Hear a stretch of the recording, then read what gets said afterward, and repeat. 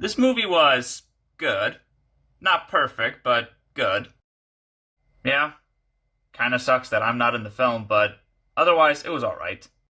I was mostly there for the T-Rex, but the T-Rex was only in one scene, which was very disappointing. Yeah, honestly, I kind of expected to see more from the T-Rex, I'm not gonna lie.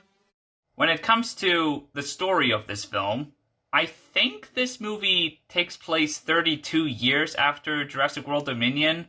I might be wrong though, but at the same time I feel like I'm not. The story of this film is about the main characters, two of them being played by Scarlett Johansson and Mahershala Ali.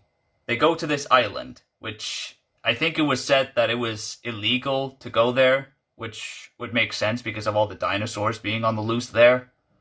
They go to this island to retrieve DNA samples of three different living dinosaurs. One of them is the Mosasaurus. They were originally going to do this for money. Well, at least one of the characters is. But then at the end of the movie, after their escape from the D-Rex, they said something about giving it to everyone. I'm not really quite sure what that means. Speaking of which, I really don't understand the D-Rex at all. What his purpose in the film is, and what it's supposed to be.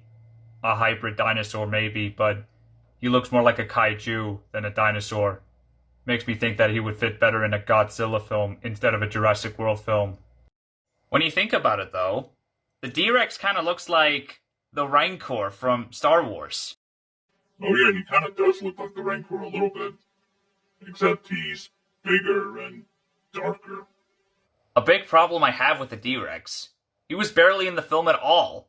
Like, he only appeared at the beginning of the film, rampaging a science lab, and then we don't see him again until towards the end of the film. And also, the D-Rex never got defeated, which makes me want to ask, will there be a sequel to this? I don't know. Maybe if the film does well at the box office, then probably. I was kind of hoping to see the D-Rex fight the T-Rex. That would have been pretty cool to see, but sadly it didn't happen. That would have been great. And it would have given the T-Rex a much bigger role. This movie is also one of those movies that features a random family interfering with a plot. Like, how many times are they going to do that in movies nowadays? Tell me about it.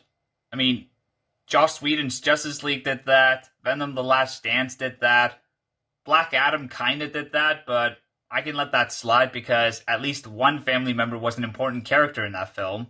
And now this movie did that. They really need to stop doing that. It's getting annoying. Yeah, I did not come to see this movie just to see a random family appear out of nowhere. I was only there to see the dinosaurs. When it comes to the main characters, excluding the family, there were only three characters in the film that I liked, and that I was rooting for to survive. And those characters are Zora Bennett, who's played by Scarlett Johansson, Duncan Kincaid, who's played by Mahershala Ali, and Henry Loomis, who is played by Jonathan Bailey, I think that's his name. And thankfully, all those characters survive. There was, however, one character I absolutely hate, and that's Martin Krebs. He was an awful character. I was pretty relieved that he was terminated. And you know what's funny about that? None of the characters in the film seem to care that he died. And honestly, I don't blame them considering how much of a jerk he was. If you guys are wondering why we don't like this character, well, let's just say he only cares about their mission than the lives of others. Yeah, like, he didn't even bother try to save a life of a young girl when he had the chance.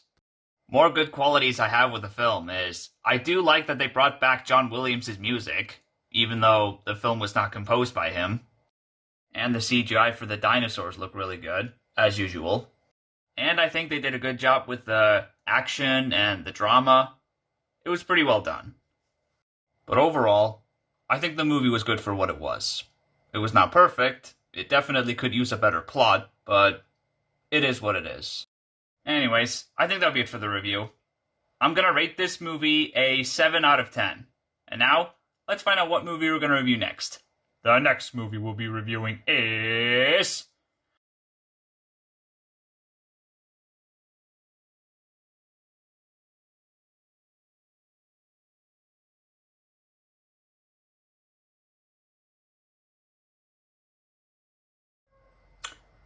Eternals. Okay, that's just cool. Thanks for watching. If you like this video, please leave a like. But if you like this channel, please subscribe. See you next time.